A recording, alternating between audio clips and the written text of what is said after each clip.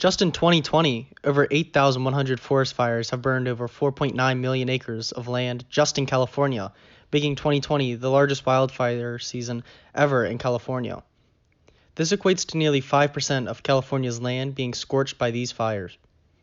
One of the largest fires this year started on September 8th due to an accident at a gender reveal party. So far, this devastating mistake has taken the lives of 26 people and has caused over $1 billion in damage. Even though these fires have already caused an unprecedented amount of destruction this year, there are an additional 2 million structures at high to extreme risk of being razed by wildfires in California. Flaming and congested Interstate 80 in Northern California carries an immense volume of vehicles evacuating from the fires in the region. Traffic ranges from 20,000 to 35,000 vehicles per day, with heavy freight traffic making up anywhere between 15 to 30% of the cumulative traveling vehicles.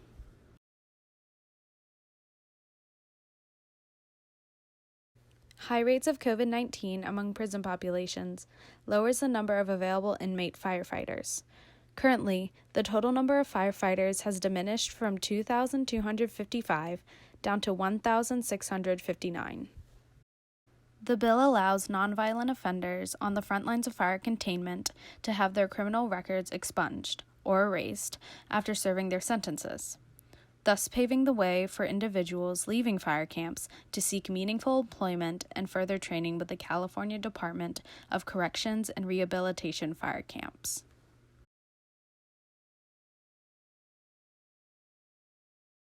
On Friday, September 11th of this year, California's governor passed a bill eliminating obstacles that had previously prevented former inmates from pursuing firefighting careers. The bill allows nonviolent offenders on the front lines of fire containment to have their criminal records expunged or erased after serving their sentences, thus paving the way for individuals leaving fire camps to seek meaningful employment and further training with the California Department of Corrections and Rehabilitation fire camps. Firefighters face long-term exposure to poor air quality due to fumes, various debris, and smoke, making them even more susceptible to respiratory complications. In addition, COVID-19 has also become an increasing issue amongst firefighters, as the crowded living conditions in camps make social distancing and other precautions near impossible.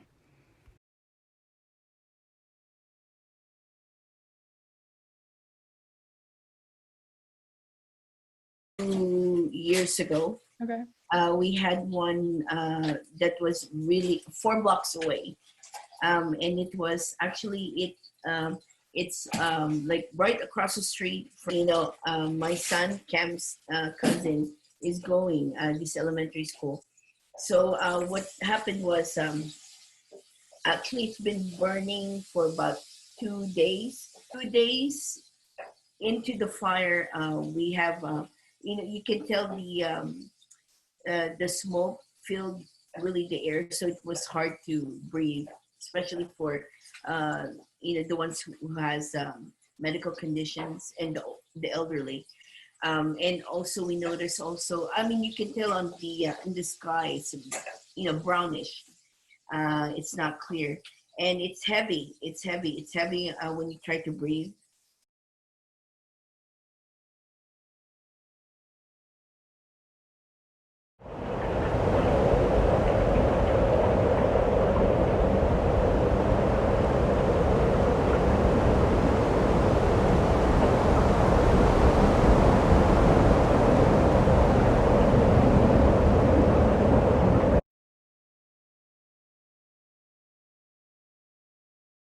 Things that's unfortunate about the fires in California is so big. You can be living knowing the state is ablaze. While you can see that it's ablaze, but the state is so big, you can live in some portions where you're not being affected by it. So that's one downside that everybody doesn't really feel the impact of the fires. I think this recent bout of fires is about probably the most that it's impacted, because a lot of times you don't have an impact in the LA proper area. But this recent fire, it was even impacting Pasadena, Monrovia, Burbank. At least the smoke was going way into the inner cities, which you don't typically see that. Up here in the Sacramento area, because we're in this valley between the Tahoe Valley region over there and Sonoma over there, where there's been recent fires. In a normal ecosystem that experiences fire as an element of the coevolution of all of the plants and animals that live there, fire is caused by dry conditions and the fuel which comes from the plants, and then is started by things like lightning strikes. So I'm just taking people out of the picture to kind of paint how an ecosystem evolves with this environmental condition of fire. So the plants that survive there have some strategies that actually encourage fire. So they might have oils in the leaves or in the bark that are actually flammable, and their seed coats may need fire to open up and germinate. The one thing is like how people have been managing fires. The second thing is that people are building their homes and residences near wild areas, and their homes are not necessarily made of fire-resistant materials. So we're adding fuel to ecosystems that already are dry. Inflammation caused by PM 2.5 inhalation exacerbates COPD and asthma, causing a 4 and 5% increase in hospital admissions respectively.